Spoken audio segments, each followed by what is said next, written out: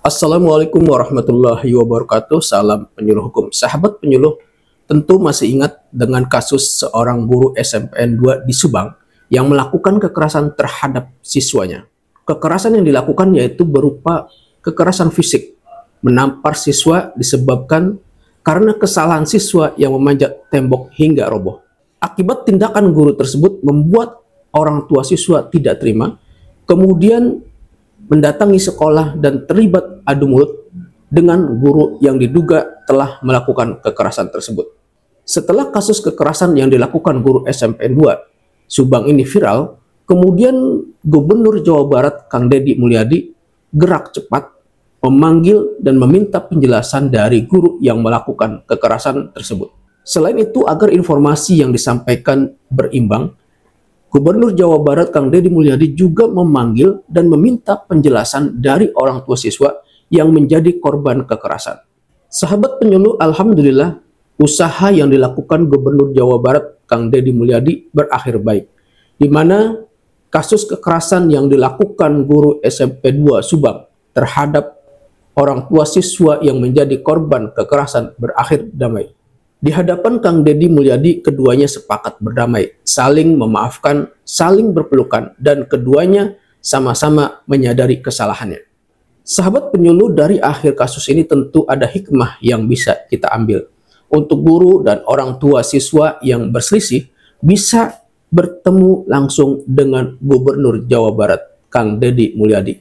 Dan untuk para orang tua dan untuk para guru, kasus ini hendaknya bisa menjadi pelajaran bahwa di kemudian hari tidak lagi ada guru yang mendidik siswa yang dianggap bermasalah atau tidak disiplin dengan menggunakan cara-cara kekerasan.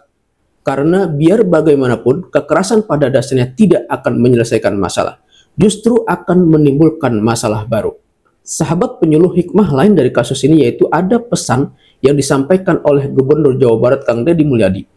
Beliau menyampaikan dengan jelas dan tegas telah mengeluarkan surat edaran untuk para guru. Selain itu, beliau juga menyampaikan kalau anaknya nakal itu cukup diberikan hukuman yang mendidik, bersihin halaman, toilet, ngecat tembok, bersihin kaca, ngurus sampah. Tidak boleh hukuman fisik, karena seringkali beresiko aspek hukumnya. Hukumnya memang diatur undang-undang. Inilah yang disampaikan oleh Gubernur Jawa Barat Kang Deddy Mulyadi.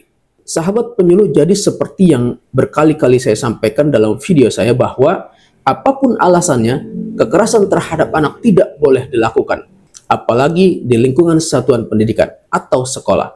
Karena larangannya sudah jelas. Selain ada larangan, guru juga mempunyai kewajiban dan tanggung jawab memberikan perlindungan siswa dari tindak kekerasan yang terjadi di lingkungan satuan pendidikan. Begitu juga terhadap para orang tua siswa, tidak boleh melakukan kekerasan terhadap guru.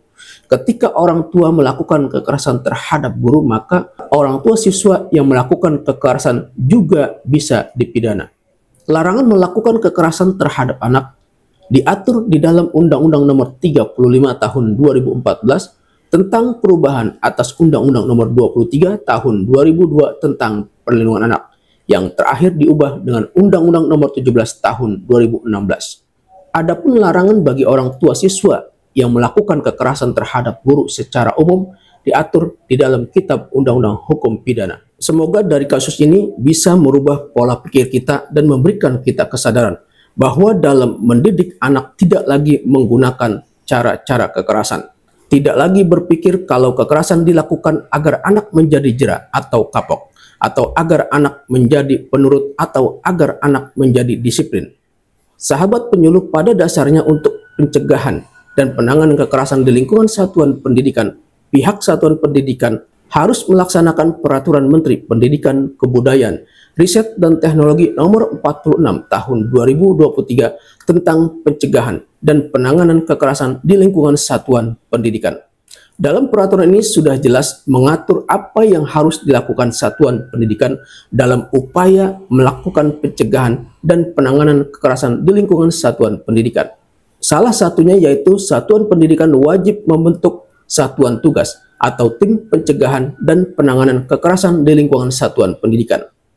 Jadi ketika di satuan pendidikan terjadi kekerasan, maka tim inilah yang bertugas menangani kasus kekerasan tersebut.